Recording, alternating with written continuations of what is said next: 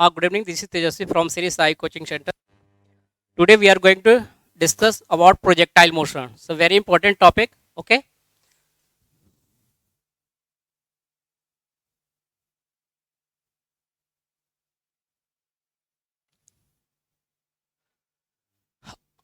अभी तक बच्चों हम क्या पढ़े हमें हम लोग पढ़ लिए मोशन इन अ प्लेन का।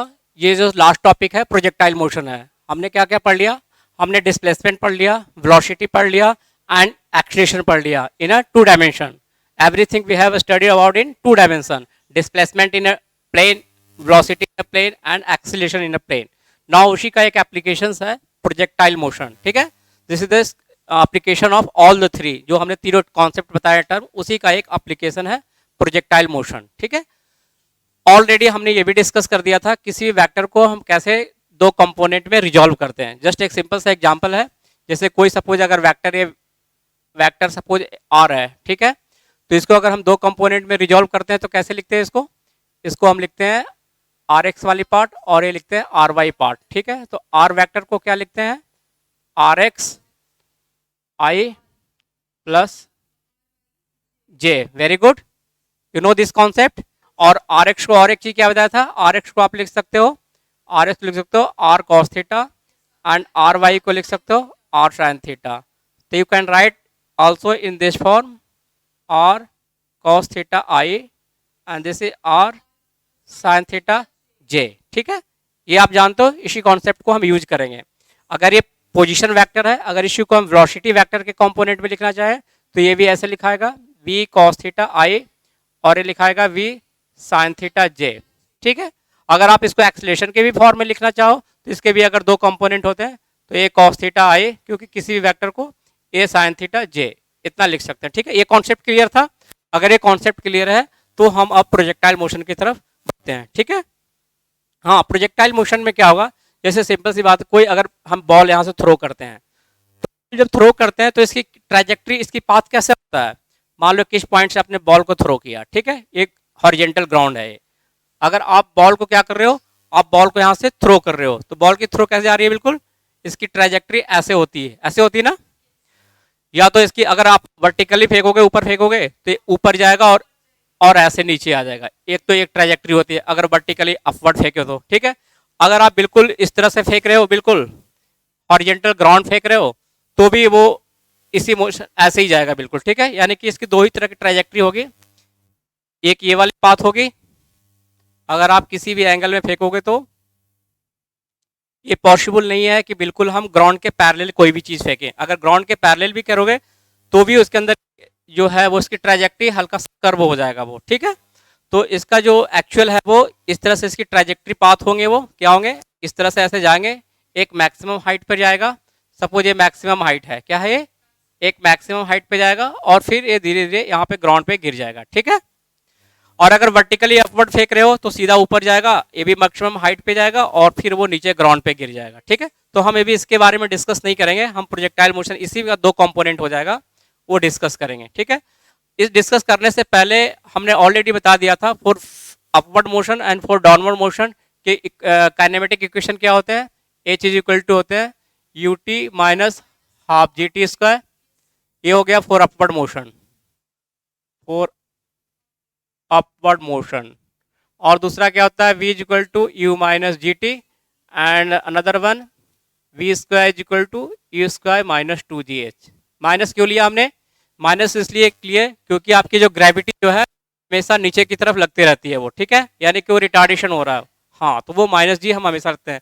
और इसी में डाउनवर्ड मोशन के लिए क्या लिया था? डाउनवर्ड मोशन में वो हेल्प कर रहा था, तब यहाँ पे क्या करेंगे? एच क्या हो जाएगा? U T plus half G T square हो जाएगा और ये हो जाएगा v is equal to U plus G T और ये हो जाएगा v square is equal to U square plus two G H. हम यही दोनों कॉन्सेप्ट को यूज करके हम प्रोजेक्टाइल मोशन को इसके इक्वेशन भी निकालेंगे। ठीक है, ये फॉर वर्टिकली अपवर्ड मोशन के लिए था और ये वर्टिकली डाउनवर्ड मोशन के लिए था। इसकी ट्रैजेक्टरी ऐसे थी, अपवर्ड और डाउनवर्ड थी, बट इसकी जो ट्रैजेक्टरी कैसी है? इसकी एक आर्क वे में है। ठीक है, तो अब यहाँ पे हम पढ़ेंगे कि इसमें कैसे वर्टिकल हाइट क्या निकालेंगे, कितनी दूरी पे जाकर गिरेगी, रेंज उसको बोलते हैं, वो कैसे निकालेंगे। ठीक है, तो ये चीज़ों के लिए हम क्या करेंगे? अब हम मोशन इन अ प्लेन का हेल्प लेंगे। ठीक है। अब यहाँ पे देखो, अब बॉल को हम थ्रो कर रहे हैं तो ऑब्वियसली किस स्पीड से फेंकेंगे, ये थ्रो कर रहे हैं, ये मान ले कि इनिशियल स्पीड है, क्या है, ये इनिशियल स्पीड है, ठीक है। तो इसकी जो जो थ्रो हम वेलोसिटी कर रहे हैं वो क्या कर रहे हैं, ग्राउंड से कुछ एंगल बना रहे हैं, ठीक है। इसको इसको ग्राउंड से हम क्या कर रहे हैं, मान लो कि ये u मीटर पर सेकेंड है इसकी इनिशियल वेलोसिटी। तो हमने ऑलरेडी बताया कि किसी भी वेलोसिटी वेक्टर को, जैसे पोजीशन वेक्टर है, अगर इसकी डायरेक्शन इस साइड है तो इसके दो कंपोनेंट होते हैं।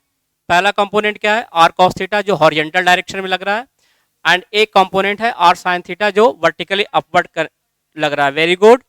तो यहाँ पे भी जब u मीटर पर सेकेंड, अगर ये ग्राउंड से मान ले कि थीटा एंगल बना करके हम इसको थ्रो किए, कैसे किया हमने इस बॉल को, इसको ग्राउंड से थीटा एंगल पे थ्रो किया हमने, तो ऑब्वियसली इसके कितने कंपोनेंट होंगे, इसके दो कंपोनेंट होंगे, एक वर्टिकली अपवर्ड कंपोनेंट होंगे और एक वर्टिकली डाउनवर्ड कंपोनेंट होंगे। जिस तरह से यहाँ पे इसके दो कंपोनेंट हो गए, R cos theta and R sine theta, तो यहाँ पे भी इसके दो कंपोनेंट हो जाएंगे। पहला कंपोनेंट क्या हो जाएगा, ये हो जाएगा u है, तो u cos theta, this one is u cos theta, and this upward velocity क्या हो जाएगा, u sin theta. Very good, ठीक है। अब हम यहाँ पे क्या करेंगे, मोशन इन वन डायमेंशन का यूज करेंगे, ठीक है।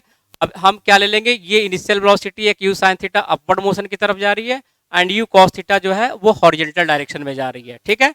तो अगर हम ये निकालते हैं कि what is the maximum height that it can reach, किस मैक्सिमम हाइट तक ये जा सकती है, तो मैक्सिमम हाइट ले जाने में कौन सी वेलोसिटी हेल्प कर रही है, आपकी u sin थीटा हेल्प कर रही है, और u cos थीटा किधर हेल्प ले जाने में कर रही है, u थीटा आपको हॉरिजॉन्टल ले जाने में हेल्प कर रही है। दो अलग अलग कंपोनेंट है।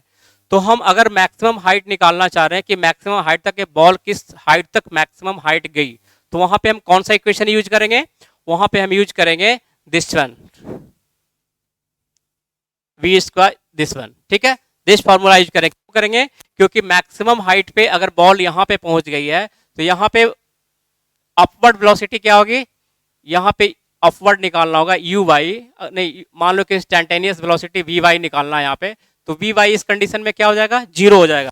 क्यों, क्योंकि ये बॉल मैक्सिमम हाइट तक जा चुकी है, तो v y इस कंडीशन में क्या हो जाएगा, जीरो। लेकिन आपको जो इस बॉल को हॉरिजॉन्टल ले जा रहा है वो कौन सी वेलोसिटी ले जा रही है, u cos थीटा यहाँ पे कंटिन्यू लगेगी, यहाँ पे v y की जगह पे यहाँ पे भी u cos theta continue horizontal में लगेगी, सो दैट कि बॉल और आगे जाके गिरेगी, ठीक है। तो यानी कि अगर मैक्सिमम हाइट निकालना है तो हम ऑब्वियसली ये वाला फॉर्मूला यूज करेंगे, ठीक है।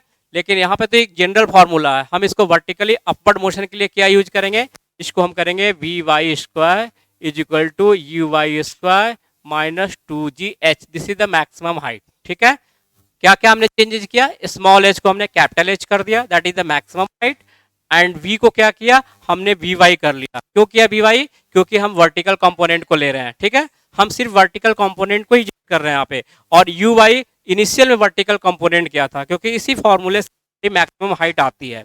तो मैक्सिमम हाइट के लिए वी वाई क्या हो जाएगा, ये जीरो हो जाएगा, क्योंकि यहाँ इस पोजीशन पे वी वाई अब जीरो होगी, वो तभी मैक्सिमम हाइट की, फिर उसके बाद इसकी हाइट डिक्रीज हो रही है ना। हाँ, यहाँ तो वी वाई क्या हो जाएगा, जीरो हो जाएगा, और यू वाई क्या हो जाएगा, यू वाई इसकी इनिशियल वेलोसिटी क्या थी, यू साइन थीटा थी, तो यहाँ पे हम पुट कर देंगे यू साइन थीटा का square minus 2g capital H, ठीक है। तो आपका h की वैल्यू अब क्या आ जाएगा, ये आ जाएगा this imply that 2gh is equal to E square sine square theta, therefore capital H is equal to E square sine square theta by 2g, this is the maximum height of an ball, ठीक है। Maximum height ball कहाँ तक जाएगी, वो square sine square theta by 2g जाएगी, ठीक है। हमने मैक्सिमम हाइट निकाला। अब ये हमें पता करना है कि यहाँ से मैक्सिमम हाइट जाने में टाइम कितना इसको लगा, इससे हम कैसे निकालते थे, वो भी हम इसी फॉर्मूले से निकालते थे कि मैक्सिमम हाइट इसी फॉर्मूले से निकालते थे, ठीक है। v minus you G T, क्योंकि मैक्सिमम हाइट तक पहुंचने में कितनी टाइम लगेगी, तो यहाँ पे v जीरो हो जाएगा, u की वैल्यू गिवन है, g तो है और t की वैल्यू निकल जाएगी। तो सेम इस सेकंड इक्वेशन को हम यूज करेंगे, लेकिन यहाँ हम वर्टिकली कंपोनेंट के फॉर्म में कैसे इस फॉर्मूले को लिखेंगे, यहाँ पे हम लिख देंगे V Y is equal to U Y minus ji T, ठीक है। सेम हमने क्या, ये वन डायमेंशन में हम यू एक्स और वाई नहीं लिखते थे, क्योंकि वो हर एक ही मोशन होती थी, बट यहाँ टू डायमेंशन में मोशन है, तो हम क्या करेंगे, y वाले कंपोनेंट भी लिखेंगे और x वाले कंपोनेंट, लेकिन अभी हम सिर्फ y वाले कंपोनेंट लिख रहे हैं क्योंकि मैक्सिमम हाइट निकालने y वाला कंपोनेंट यूज किया। तब यहाँ पे क्या हो जाएगा, टाइम निकालना कि यहाँ से बॉल को यहाँ जाने में कितनी टाइम लगी, तो टाइम क्या हो जाएगा, ये 0 हो जाएगा। यू वाई को क्या लिखेंगे, u sine theta minus ji t, therefore g t is equal to u sine theta, therefore t is equal to u sine theta upon g. ये आपका हो गया टाइम, किस टाइम पे वो मैक्सिमम हाइट तक पहुंचेगी, ठीक है। और ये इसको आप बोल सकते हो टाइम ऑफ एसेंट भी बोल सकते हो। क्या बोल सकते हो इसको, टाइम ऑफ एसेंट। एसेंट मतलब कि कितनी दूरी तक यहाँ मैक्सिमम हाइट गया वो, ठीक है।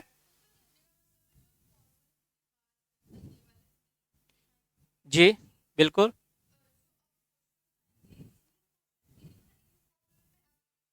हाँ इसमें आपको एंगल दे दिया जाएगा, थीटा की वैल्यू आपको दे दिया जाएगा, इनिशियल वेलोसिटी दे दी जाएगी और पूछा जाएगा कि मैक्सिमम हाइट कितनी जा रही है। हाँ तो थीटा की जगह जो आपको वैल्यू दी रहेगी वो इस फॉर्मूले में पुट करना और वो वैल्यू निकालना है। इजी क्वेश्चन, बट इसका सब अगर फॉर्मूला आपको याद नहीं है तो डेरिवेशन भी इतना कोई टफ नहीं लग रहा है। कितना सिंपल डेरिवेशन हमने करके दी। अगर सपोज मैक्सिमम हाइट की फॉर्मूला नहीं याद है आपको, वेरी गुड, अगर फॉर्मूला नहीं भी याद है तो आप इजी कॉन्सेप्ट, सिर्फ 4 स्टेप में आप इस मैक्सिमम हाइट को निकाल लोगे और 3 स्टेप में आप टाइम को निकाल लोगे। 2 में करना है ओनली, ठीक है। इसको क्या बोलते हैं, इसी को बोलते हैं टाइम ऑफ एसेंट, ठीक है। तो आपने एक चीज और पढ़ा था फ्री फॉल मोशन में कि बॉल को जितनी टाइम लगती है मैक्सिमम हाइट जाने में, उतनी ही टाइम फिर वापस आने में लगती है। तो टाइम ऑफ डिसेंट भी क्या हो जाएगा, टाइम ऑफ डिसेंट भी सेम इतना ही हो जाएगा। कितना हो जाएगा, यू साइन थीटा बाई जी। मतलब इस बॉल को यहाँ तक जाने में टी टाइम लगा, तो इस बॉल को यहाँ से मैक्सिमम हाइट से ग्राउंड पे आने में भी कितना टाइम लगेगा, सेम टाइम लगेगा जी, ठीक है। तो टोटल टाइम कितना लगेगा इस बॉल को इस पोजीशन ए पोजीशन से बी में जाने में, ये आपका लग जाएगा 2 यू साइन थीटा बाई जी। तो हम लिख सकते हैं यहाँ पे टोटल टाइम कितना हो जाएगा, टोटल टाइम जो लगेगा this is called 2 you sine theta by g. ये 2 कैसे आया ये बता रखा ऑलरेडी, हमने बताया था जब मोशन इन वन डायमेंशन पढ़ाया था कि कोई बॉल जब अगर मैक्सिमम हाइट पे जाती है और फिर नीचे गिरती है तो जो टाइम होती है वो दोनों को जाने का और ऊपर नीचे गिरने का वो टाइम सेम होता है। तो टोटल टाइम कितना लगेगा, तो total time 2 you sine theta by G, and इसी को बोलते हैं टाइम ऑफ फ्लाइट। टाइम आपको निकाला पूछा जाएगा कि कितना टाइम लगेगा इस बॉल को यहाँ से फिर यहाँ गिरने में, ठीक है। तो आपको यू दिया जाएगा, साइन थीटा रहेगा, जी की वैल्यू आपकी दी रहेगी, आप निकाल सकते हो फॉर्मूले से। कौन सा 2 हमने इसलिए लिखा, को पता है यहाँ से जाने में T1 टाइम लग रहा है और फिर यहाँ से जाके भी ये भी T1 लग रहा है, और दोनों की वैल्यू कितनी आ रही, यू साइन थीटा बाई जी निकाल रखा हमने। तो टोटल टाइम कितना हो गया, 2 यू साइन थीटा बाई जी। इसी को बोलते हैं टाइम ऑफ फ्लाइट, ठीक है। जितनी देर तक हवा में रही बॉल उसी को बोलते हैं टाइम ऑफ फ्लाइट, ठीक है। ये फ्लाइंग करता रहा यहाँ से यहाँ तक बी तक में, तो वो टाइमिंग क्या है, 2 यू साइन थीटा बाई जी। तो हमने इस क्या क्या भी डिराइव किया, हमने मैक्सिमम हाइट भी निकाल लिया और टाइम ऑफ फ्लाइट निकाला। अभी एक कंपोनेंट निकालना रह गया है कि यहाँ से रेंज कितनी दूरी है, आर की दूरी कितनी है, ए बी की दूरी कितनी है, ठीक है। अब हमें ये पता करना होगा कि बॉल कितनी दूर जाकर हॉरिजेंटली गिरी वो वहां पे। तो आर कैसे निकालेंगे, अब आपको पता है कि हॉरिजेंटल डायरेक्शन में कौन सी वेलोसिटी लेके जा रही है, obviously you cos theta. You cos theta जो है वो हेल्प कर रही है इस बॉल को ए से बी की तरफ। यू साइन थीटा तो बॉल को क्या हेल्प कर रही है, वो ऊपर जाने में हेल्प कर रही है, और यू कॉस थीटा जो है आपको इस हॉरिजेंटल डिस्टेंस को कवर करने के लिए की जा रही है। तो क्या हो जाएगा, ये आपका हो जाएगा, अगर आर की वैल्यू निकालना चाहें, ए बी की वैल्यू निकालना चाहें जिसको रेंज कहते हैं, तो can we write like this, U cos theta into T. क्या लिख सकते हैं इसको, क्योंकि डिस्टेंस इजिकल टू क्या होता है, डिस्टेंस इजिकल टू होता है वेलोसिटी या स्पीड लिख दो, स्पीड इंटू टाइम होता है ना। और ये मोशन इस साइड क्या है, इस साइड की स्पीड यू कॉस थीटा हो गया, या वेलोसिटी कर लो यू कॉस थीटा हो गया। और ये मोशन जो है कांस्टेंट मोशन है, ये क्या मोशन, यूनिफॉर्म मोशन है। जो हॉरिजॉन्टल जो मोशन हो रही है वो यूनिफॉर्म मोशन हो रही है। अगर हम नेग्लिजेंट कर देते हैं एयर रेजिस्टेंस को, तो अगर एयर रेजिस्टेंस को हम इंक्लूड नहीं करते हैं तो ये मोशन क्या हो गई, कांस्टेंट हो गई। तो for constant for uniform motion के लिए एक्सीलरेशन क्या होता है, जीरो होता है। तो simply S is equal to क्या हो जाएगा, यूटी हो जाएगा, या distance equal to speed into time कर लो। जब वेलोसिटी चेंज नहीं हो रहा तो स्पीड हो गया, स्पीड इनटू टाइम हो गया। इसको आप ऐसे भी लिख सकते हो, इसको अगर इस फॉर्मेट में नहीं लिखना चाहते हो तो ऐसे लिख लो। जो दूरी होगी ए बी डिस्प्लेसमेंट हो गया, तो ए बी को हम ये वाला फॉर्मूला यूज करेंगे। क्या होता है, एस इज इक्वल टू होता है you T plus half A T square होता है ना। और एस की जगह पे हम यहाँ पे ए दूरी निकालनी, तो ए बी इजिकल टू हो जाएगा यू एक्स टी हॉरिजेंटल। और एक्सेलेरेशन क्या है, इस यूनिफॉर्म मोशन है। ये जो मोशन हॉरिजेंटल मोशन है वो क्या है, यूनिफॉर्म मोशन, क्योंकि यहाँ पे कोई भी एक्सेलेरेशन नहीं हो रही है, कोई भी फोर्स नहीं लग रही है। तो यहाँ पे एक्सेलेरेशन जीरो हो जाएगा, तो ये पार्ट जीरो हो जाएगा, सिंपली यू एक्स टी। ठीक है, तो सिंपली इससे ये वाली आ गई यू कॉस थीटा टी। और टी कौन सी लगे यहाँ पे, यहाँ पे टोटल टाइम लेंगे, तो टोटल टाइम ए से बी जाने में टोटल टाइम कौन सा है, ये है। ये जो टाइम है आपका क्या है, ये टाइम ऑफ एसेंट है, और फिर इतना ही टाइम ऑफ डिसेंट भी है, दोनों में ऐड करके क्या हो गया, ये टाइम ऑफ फ्लाइट टी हो गया। तो two u sine theta by g. अब यहाँ पे ए बी कितनी आ जाएगी, यू कॉस थीटा इंटू आप लिख लो two u sine theta upon g. ठीक है, और ये यू यू हो जाएगा u square two sine theta into cos theta by g. और two sine theta cos theta का ट्रिग्नोमेट्रिक फार्मूला क्या होता है, u square sine two theta by g. ये हो गया आपका रेंज, इसको बोलते हैं रेंज, प्रोजेक्टाइल मोशन का ये रेंज हो गया, ये मैक्सिमम हाइट हो गया, ये टाइम ऑफ एसेंट हो गया, और यही टाइम ऑफ डिसेंट हो गया, ये टाइम ऑफ फ्लाइट हो गया। ठीक है, सारे डाउट क्लियर हैं। इसमें एक इक्वेशन और आ गया है, equation of trajectory of path. ठीक है,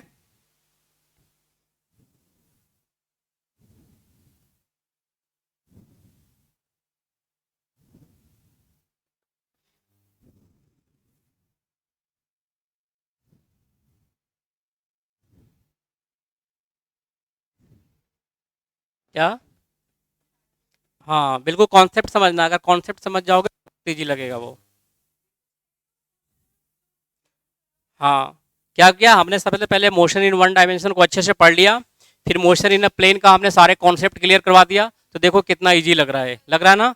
अगर याद करने की भी जरूरत नहीं है, इसको कॉन्सेप्ट समझ गए तो ये फॉर्मूला ड्राइव करने में हार्डली 1 मिनट लगेंगे दोनों। ठीक है, फटाफट हो जाएगा ये, तो बस कॉन्सेप्ट यहाँ पे समझनी है। हाँ बिल्कुल, एक